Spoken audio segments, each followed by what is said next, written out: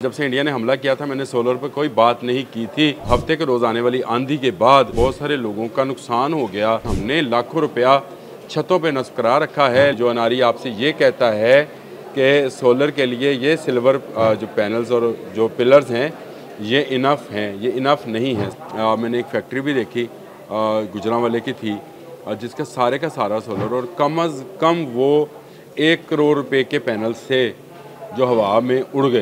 बिस्मिल्लाहिर्रहमानिर्रहीम बोलते कालम के साथ मैं आमिर रज़ा खान और आज आपको मैं सोलर के हवाले से बताने लगा हूँ। गो के बहुत अरसा गुजर गया जब से इंडिया ने हमला किया था मैंने सोलर पर कोई बात नहीं की थी, लेकिन हफ्ते के रोज़ आने वाली आंधी के बाद बहुत सारे लोगों का प्रेशर था कि बहुत सारे लोगों का नुकसान हो गया और उनकी सोलर प्लेट जो हैं वो हवा में उड़ गई। किसी ने कहा कि हमारा पूरे का पूरा स्ट्रक्चर चला गया। ऐसी ऐसी वीडियोज़ भी सामने आई कि खौफ आता है देखते हुए, क्योंकि हमने लाखों रुपया छतों पे नस्ब करा रखा है, लेकिन इसके बावजूद आंधी में मैंने लोगों को सोलर पैनल्स के साथ लटके हुए देखा है कि वो बेचारे हवा के ज़ोर का मुकाबला कर रहे थे और अपने सोलर पैनल्स को बचा रहे थे। आप इसको कैसे बचा सकते हैं, ये एक अहम सवाल है और मैं आपको बता दूं कि ये बहुत आसान है। अगर आप कुछ कंप्रोमाइज़ करें, जो आप वोल्टेज लेना चाहते हैं उससे कुछ कम वोल्टेज आप इन सोलर पैनल से हासिल करें, यानी जितने यूनिट आप ये बनाता है उससे अगर आप ज़रा से कम लेना चाहें तो आपको बताया जा सकता है कि इन सोलर पैनल्स को कैसे बचाया जा सकता है।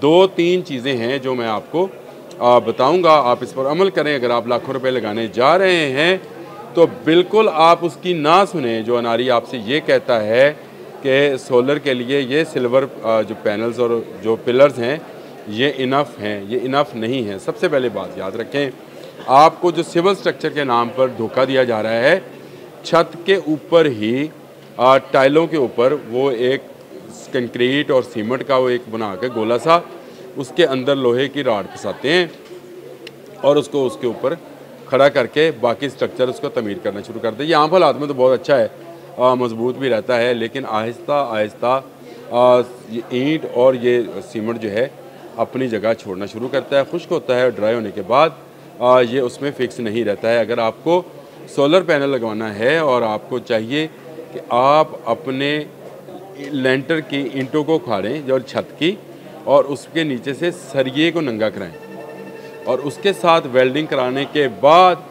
बाकायदा एक पिलर तमीर करें और उसमें कंक्रीट भरें, ये कहीं नहीं जाने वाला। अब उसमें आप सिल्वर का राड ना लगाएं। जो आपको कहते हैं कि ये प्रॉपर है वो गलत कहते हैं, वो प्रॉपर नहीं है। आपको लोहे का काम कराना है, आपको हरगिज़ सिल्वर स्ट्रक्चर की तरफ नहीं जाना है। सबसे पहले आपने कंक्रीट का जो सिविल वर्क का पिलर है उसको अपनी छत के लोहे के साथ जो आपने लेंटर डाला हुआ है उसके साथ आपने बाइंड कराना है, ईंटों के ऊपर रखकर। ज़्यादातर लोगों को उन्हीं का नुकसान हुआ है, हवा का ज़ोर आया और वो ले गया।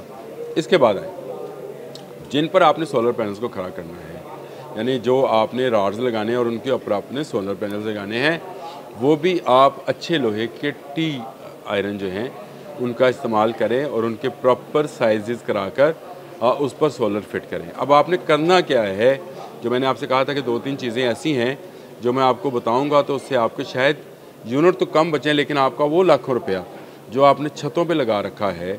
और बिलाशुबा मैंने एक फैक्ट्री भी देखी गुजरांवाले की थी जिसका सारे का सारा सोलर और कम अज़ कम वो 1 करोड़ रुपए के पैनल से जो हवा में उड़ गए और लोगों के घरों में, लोगों के बेचारों का देखने वाले थे वो लोग जिनके सोलर पैनल्स हैं। ख़ुद मेरे साथ ये वाक़या पेश आया कि मेरे ऑफिस में ही मैं बाहर आंधी देखने के लिए गया, ऊपर से सोलर पैनल टूटकर जो है वो नीचे आ गिरा। अच्छा, लोग करते क्या हैं, सिर्फ एक पैनल आके गिरा। मैं आपकी वजह बताता हूँ कि अगर वो हमने काम ना किया होता तो शायद सारे के सारे पैनल जो हैं वो ज़मीन बोस हो जाते या हमारे साथ आ जाते। होता यह है कि हवा जब अपना ज़ोर बना रही होती है तो हमने सोलर पैनल्स को एक के साथ एक को इस तरह से जोड़ा होता है, क्योंकि हम चाहते हैं कि जहाँ 10 प्लेटें लगती हैं वहाँ 11 लग जाएं।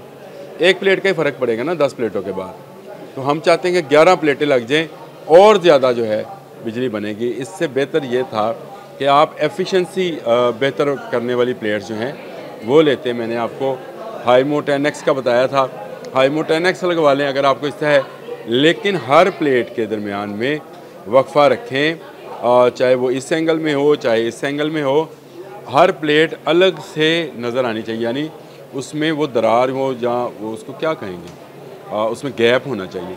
अगर वो गैप होगा तो हवा उसको एक छत की मानंद नहीं लेगी, बल्कि उसके जो गैप है उसमें से तेज़ी से उसका अखराज शुरू हो जाएगा और वो उस पर प्रेशर जो हवा का बन रहा है वो नहीं बनेगा। हम करते क्या हैं, यहाँ पे हर शख्स जो लोहे का काम जानता है वो सोलर एक्सपर्ट बन गया, और उसने कहा कि मैं सोलर प्लेट्स आपके घर के ऊपर मैं लगा के देता हूँ। मैंने खुद अपने इलाके में बहुत सारे लोगों को लोहार से ये काम करवाते हुए देखा है। उन्होंने कहा जी ना वैसे कम ही कोई नहीं, मैं तो स्ट्रक्चर बना के देना नहीं जानता कितने। और जो आपकी वो कंपनीज हैं जो जैली काम करती हैं, जिनका कोई सोलर के लगाने का तजर्बा नहीं है, तो फिर उसके बाद आप सोलर प्लेट्स ढूंढते फिरते हैं। मेरा एक दोस्त रात खाने पे हम इकट्ठे थे, तो उसने कहा जी भाई साहब मेरे एक प्लेट थी वो भी उड़ गई।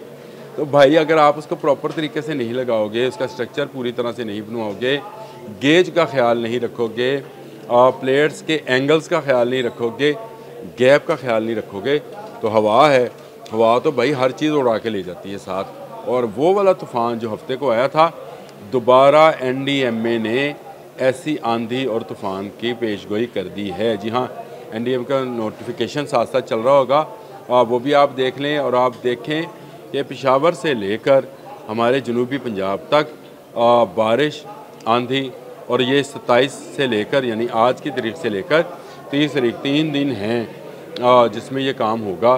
तो अल्लाह ताला आपकी प्लेटों को, आपके सरमाए को जो आपने छत पर लगा रखा है उसको महफूज बनाए। लेकिन NDMA national disaster management authority ने जो है पेशगोई कर दी है दोबारा उस तूफ़ान की, दोबारा उस बारिश की, आंधी की, जो सब कुछ आपका बहा कर ले जा सकती है। वो चीज़ें जो आपने अपनी छत पर नस्ब कर रखी हैं, खुदारा अगर आपने सोलर अभी नहीं लगवाया, लगवा लें, अच्छी बात है। लेकिन दो एक चीज़ों का ख्याल रखिएगा, स्ट्रक्चर जिस तरह से मैंने कहा, सिविल वर्क जिस तरह से होना चाहिए उसको उसी तरह से प्रॉपर बनवाएं।